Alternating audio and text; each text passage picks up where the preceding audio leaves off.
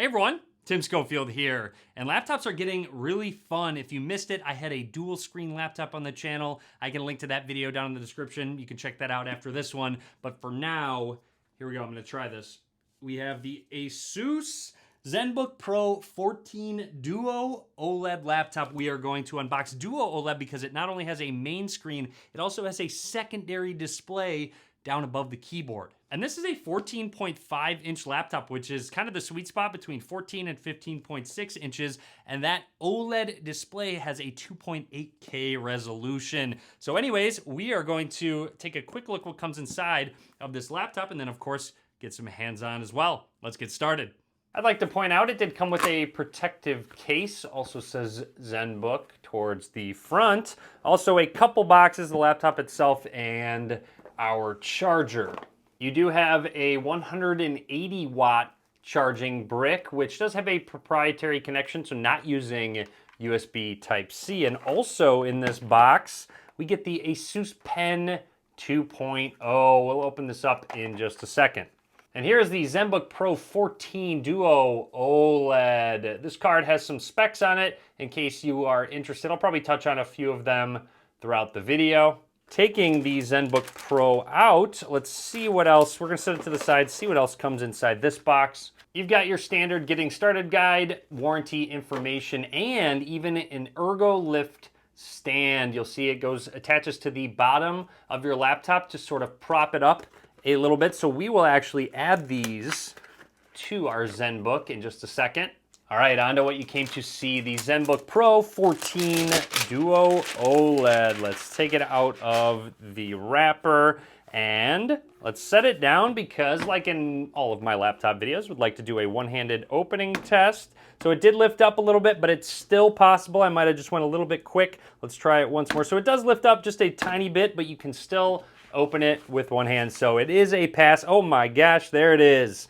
That second display. I am really excited to check this out with the trackpad being in that lower right hand corner. Anyways, let's add our stand pieces to the bottom of our laptop. So it does have a sticker down towards the bottom. I'd like to point out, make sure you do not cover up these openings. There's a square here that you can sort of just line it up to and set it on down, and the adhesive will line it up directly to it. We're gonna do that with this one. And same thing, just line it on up and set it down, give it a nice firm press, make sure we do get a good stick, and there we go. So honestly, taking a look at it, it is fairly flush with this grip that we have. This actually is elevated on the back, so it's actually not really going to get in your way at all. So a nice way to add a little bit more elevation to your keyboard and display. I'll show off the elevation in just a second, but for now I'm gonna boot this up, and while it boots up, we are going to take a closer look at the overall hardware. Along the left side, we have some ventilation. We have a headphone jack and speaker right down here. I also want to point out the hinge when you open the laptop. So opening it up, watch that inside screen pop up with that hinge, and it does go back pretty far. I really do like the angle that the main display goes back, but you'll notice it's a hinge mechanism that pops it up, which gives you a better angle so it's not flat on the desk. I actually really like that they added that so it angles up towards you so you don't have to kind of peer over to see what's on the screen. Flipping it towards the front, just a little notch to open it on up, and our right side is where we got a couple status indicator lights. We have two USB Type-C lightning ports, and looks like we have a USB Type-A port right there. Along the back, there's even more ventilation, HDMI port, nice to see that, a micro SD card slot for some expandable storage, and there is our DC in port for charging. A quick look at that Zenbook design, just very clean, very subtle logo. I almost missed it. It says Asus Zenbook on the top cover as well. The Asus Pen 2.0 comes with a USB Type-A to USB Type-C cable for charging, and obviously a booklet and our pen. So this is a good size pen, pretty much a standard size with a couple buttons right here. In the packaging, you have a tool to take off the tip and a few different tip options for your pen. Quick close-up of the keyboard. You do have a bunch of functions up towards the top, very useful shortcuts.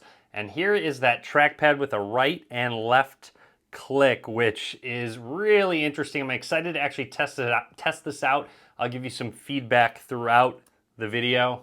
And very quickly, I'm sure you're wondering, yes, you can go back and forth between both screens with the cursor using the touchpad, or both are touch screen options. Let's focus on that OLED display. 14.5 inches, 2880 by 1800 resolution. You get 100% of the DCI-P3. And this Zenbook uses Asus Lumina OLED displays, which gives some benefits over other OLED displays on other laptops. And you're gonna get very accurate colors. It's Pantone validated. It's also adaptive, so you can change the color gamut to your liking. And it's more reliable. Asus has their OLED Care to avoid any burn-in, so there's no worries there. And as you all know, I love OLED displays. This is the way to go on a laptop. These look gorgeous. And don't forget, these both are 120 hertz refresh rates, so it looks extremely smooth. Even if you wanted to load up some games, those look great as well.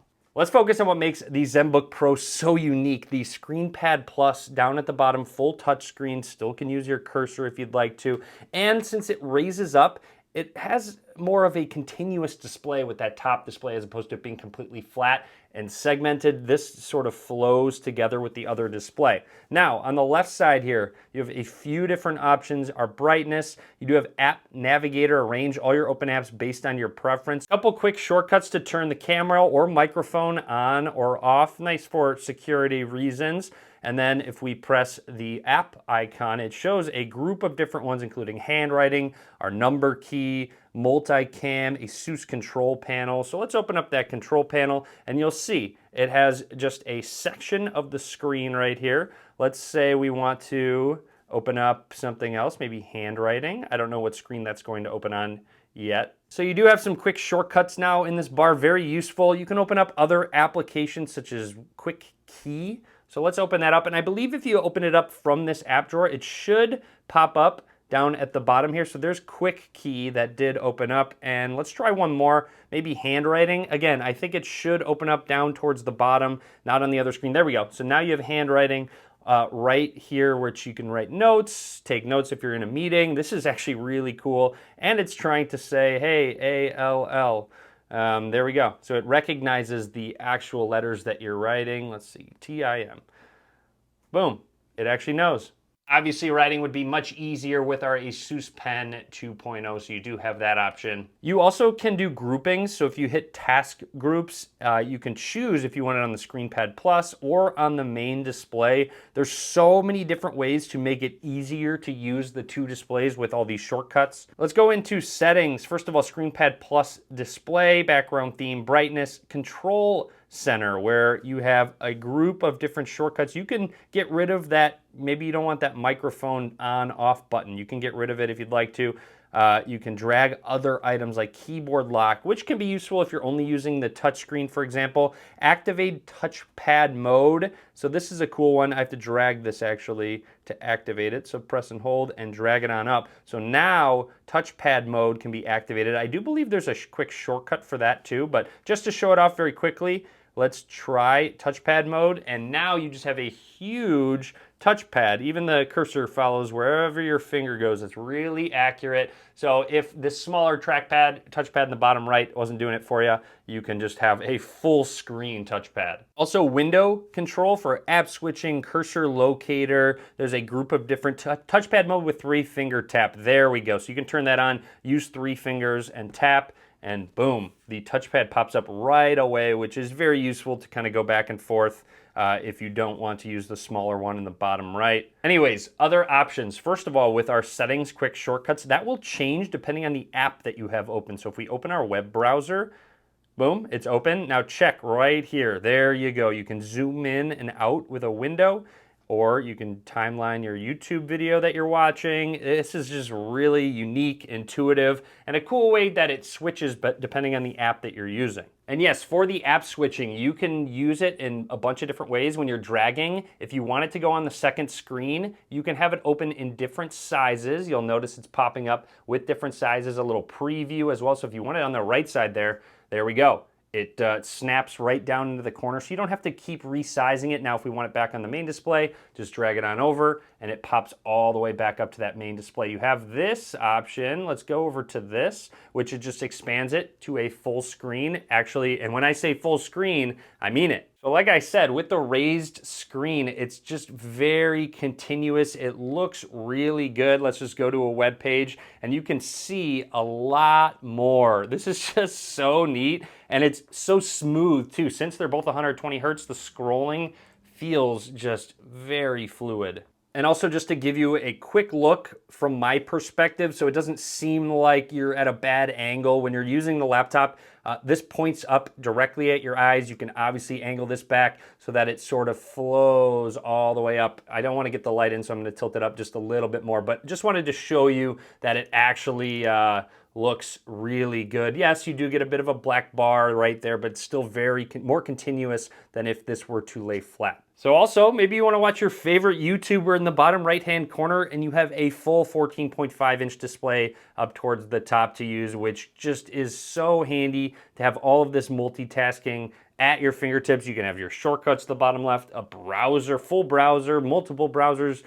You know, you could be playing games up towards the top while watching videos. So anyways, that's everything I want to talk about for now with the Asus Zenbook Pro. I hope you enjoyed this video. Drop a comment. Let me know what more you'd like to see. If you'd like some more testing done, all that good stuff, but a lot more to come. So be sure to click that subscribe button. Be sure to give this video a thumbs up. And as always, thanks for watching.